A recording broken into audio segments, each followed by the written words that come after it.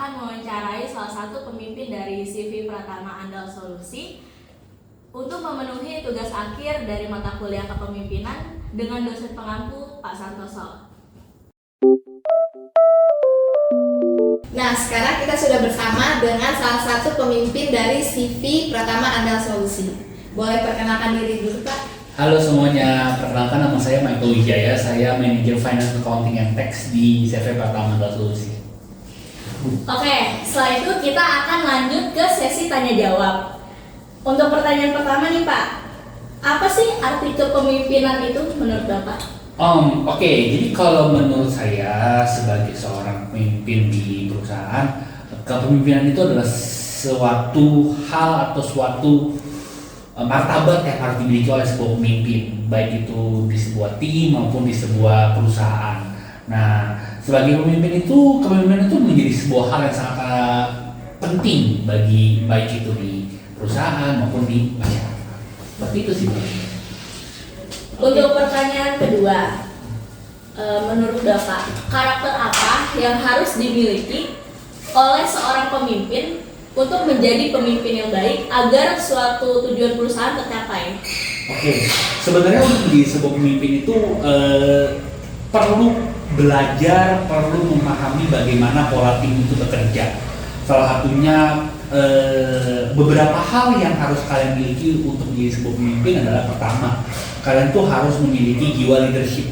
Jadi menjadi sebuah pemimpin harus memiliki jiwa leadership yang tinggi. Dan kedua adalah bagaimana kalian harus bisa menjadi bertanggung jawab. Bertanggung jawab itu dalam artian seperti perusahaan kita ini tidak hanya bertanggung jawab kepada karyawan dan tim kita, melainkan juga ke customer kita. Bagaimana kita dapat memberikan hasil yang maksimal dengan deadline yang sesuai dengan kesepakatan dari awal. Jadi seperti itu. Oke, selanjutnya jadi kan kalau di perusahaan itu kan biasanya nggak mulus-mulus aja gitu kan dalam tim organisasi, pasti ada konflik kan Pak. Jadi menurut Bapak tuh, Bapak sebagai pemimpin kalau ada konflik kayak gitu, gimana cara menyelesaikannya? Oke, jadi untuk menyelesaikan sebuah konflik itu pasti setiap masalah, setiap problem pasti akan ada kejadian seperti itu. Dan untuk menyelesaikannya sebenarnya tidak terlalu ribet untuk menyelesaikan sebuah masalah. Kita bisa dengan cara pertama kita bisa komunikasi. Jadi antara pihak yang berselisih ini kita temukan masing-masing mereka ini apa yang jadi permasalahannya, apa yang mereka mau dari masing-masing pihak. Dan di situ kita sebagai pemimpin harus memiliki jiwa leadership lagi, seperti saya bilang. Jadi kita harus menggabungkan apa yang menjadi keinginan dari mereka berdua atau dari tim kita yang mengalami masalah ini dan bagaimana cara menyelesaikannya dengan baik. Itulah jiwa leadership yang sangat penting menurut saya. Lalu keputusan apa yang bakal Bapak ambil untuk biar adil? Seperti biasa, kalau misalnya untuk menjadi sebuah leader harus memiliki jiwa tanggung jawab dan juga leadership yang tinggi. Seperti tadi saya bilang bahwa untuk menyelesaikan masalah itu kita dapat menyelesaikan dengan cara ya udah win-win solution yang terbaik, solusi yang terbaik bagi kedua belah pihak, mau dua belah pihak, mau tiga belah pihak, terserah, tergantung yang masalahnya siapa. Betul? Begitu. Nah, dari tadi penyelesaian masalah udah, terus dari mendengarkan masukan dari semua pihak yang terkait juga sudah. Berarti sekarang bagaimana membangun kepercayaan anggota tim? Nah, seperti biasa. Jadi untuk istilahnya kita kan sebuah tim ya. Kadang membentuk tim baru itu tuh kadang-kadang susah-susah gampang. Karena kita harus menggabungkan beberapa individu menjadi sebuah tim. Yang dimana beberapa individu itu pasti memiliki kelebihan, kekurangan, keinginan, sifat itu pasti berbeda-beda semua. Dan caranya bagaimana saya mengetahui tim itu dapat berjalan dengan baik atau enggak? Seperti gampang gini, kita bisa mulai dengan cara saya mesti mengenal tim itu masing-masing, mengenal satu sama lain, bagaimanakah orang-orang ini. Saya harus melakukan identifikasi. Yang kedua, setelah melakukan identifikasi saya akan melakukan yang namanya memperkenalkan mereka masing-masing. Jadi mereka masing-masing itu memperkenalkan dengan cara apa? Acara, ngadain acara bareng, ngadain gathering bareng. Jadi dengan cara seperti itu kita bisa membuat sebuah tim itu menjadi lebih baik dan mendevelop tim tersebut menjadi tim yang luar biasa. Seperti itu. Dari penjelasan Bapak tadi, berarti kegiatan positif apa yang selalu perusahaan Bapak lakukan di setiap periode atau kegiatan yang sering biasanya dilakukan oleh kalian?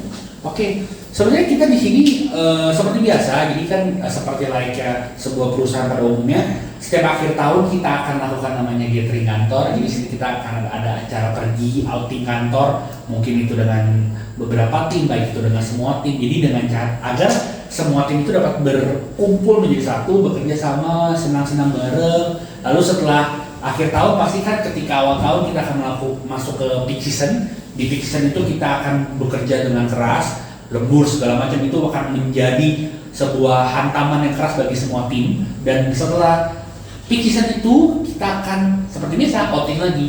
Outing ini lebih besar daripada outing di akhir tahun biasanya.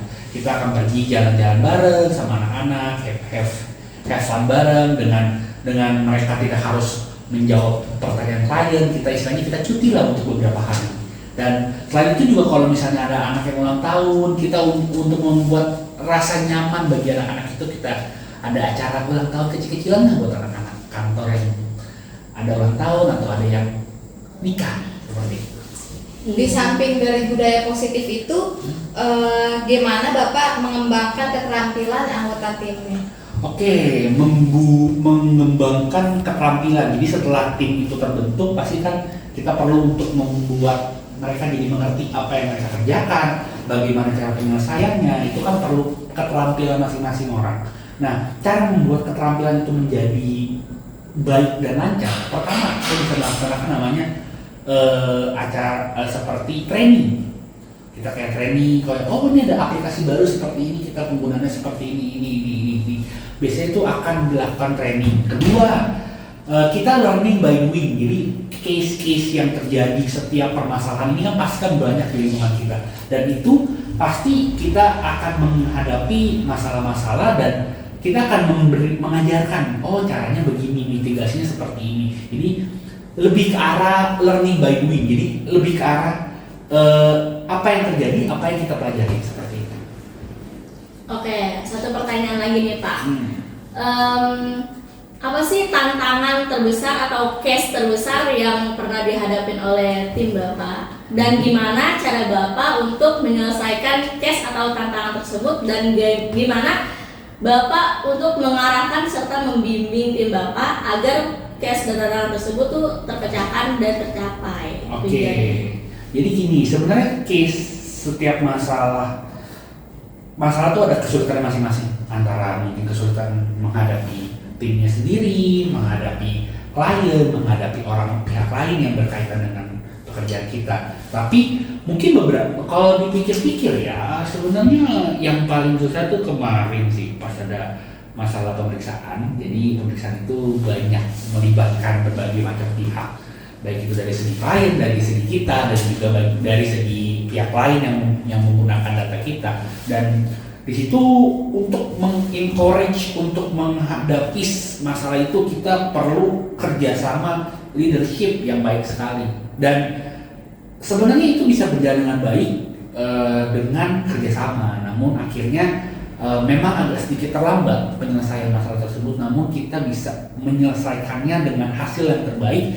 Dari pihak klien senang, dari pihak ketiga senang, dan bagi kita juga tim kita semakin solid. Jadi untuk menyelesaikan masalah itu, balik lagi ke yang awal tadi saya bilang bahwa leadership dan tanggung jawab itu menjadi hal yang sangat penting.